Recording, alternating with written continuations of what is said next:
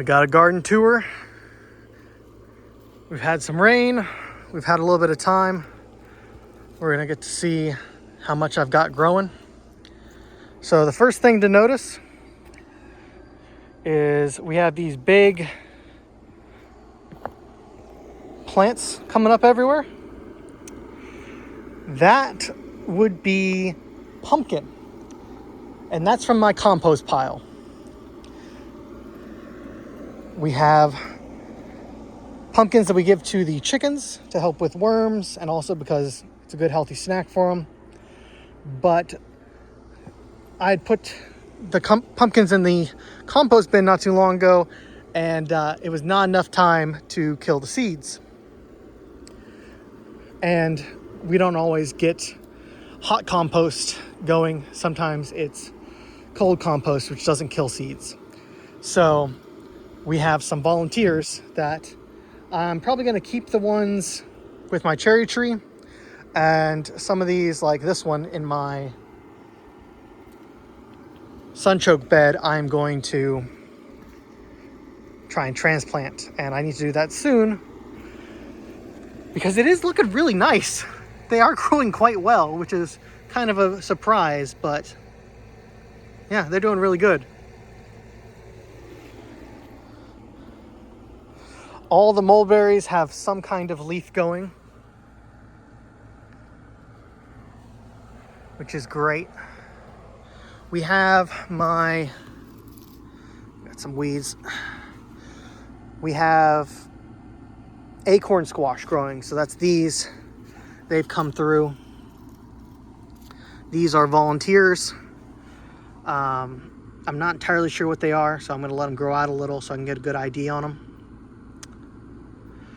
But I planted acorn squash all along here, along with my trees that I'm doing for cuttings. The willows I have on the outside, none of them have leaves yet, but some of the willows that I have inside are growing. The poplars also don't have any leaves yet, but the family I have in Central Texas also don't have leaves on theirs yet, so I think we're still okay. But you can see the mulberries have all produced leaves. We still have the greens over there. That's collard greens. It's doing quite well. The buckets, the pots, they're doing fine. We got some mulberry, we got some comfrey. We have these, which are, what are gooseberries? Yeah, they're getting some growth, which is nice. We have willows that are starting to put on leaves, just the bare minimum here. Some more mulberry, some more of that squash. Yep, this is a mulberry that I don't think survived, so I think that one's probably dead. No leaves. Now some kind of clover, given how tall it is, it's probably crimson clover. I've been throwing seeds out for a long time. You can see the top of the mulberry died, but we still got plenty of leaves. These willows also survived transplanting, but it was a rough battle. They are definitely struggled a little. You can see the tops have died, but we still got plenty of willow coming. This little one, it's already doing really good. Got the strawberry, still hasn't spread. It's probably the one that spread the least so far. So we got some tomato coming up, more tomatoes over there. We have, yep, look at that, asparagus. So the family in the hill country, they are thinning and also moving their asparagus. So I was able to dig up some asparagus crowns, and we'll get, and that's what this one is. That's what this one is.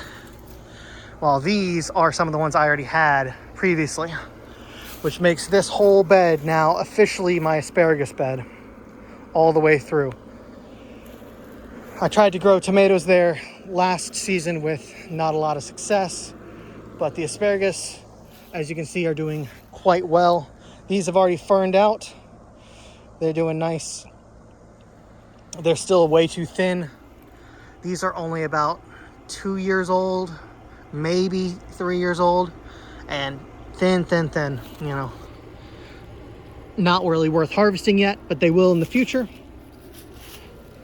But these would be big enough, especially that one. Oh, chunky boy.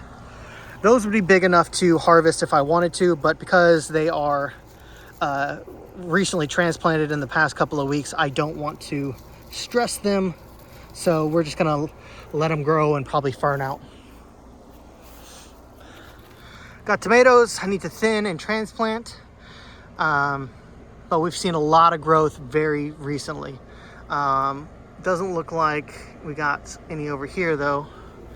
These, obviously something got into them, some little bug, but we still have a little bit of tomato there and there.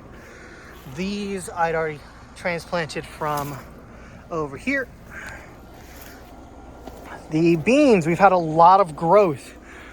Just in the past couple of days, we've seen these take off.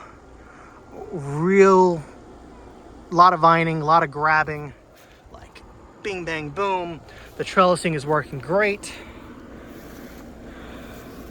We didn't have as much sprouting as I would like, and also looked like some kind of bug nibbled on some of these. Like this one, it's looking rough. Something bit into here, but it's still going strong, and we might get some rooting from that as well. See if that one survives. Some of them didn't make it, some of them did, but we're seeing some good growth, some good leaves. But I'll see if the co-op or one of the stores has some more of the rattlesnake pole beans, and I'll plant some more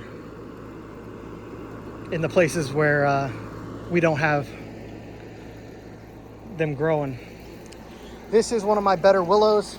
So I've had it in a pot for a long time in my little garden pond, and it's really doing well. Just goes to show you that willows really do like water, because even with watering, it's just, this one's doing better. And it's been in that pond for over a year now. You can't really drown them. Water's still looking clear, relatively. Like you can see, we've got, you know, pond scum and that kind of stuff growing on the sides, but it's not murky even after the rain. This is one of the willows. It's getting some flowers. We still haven't had any poking through of the Jerusalem artichokes, but I don't really want to dig one up and check it, so we'll give it a couple more weeks, see if we get anything there.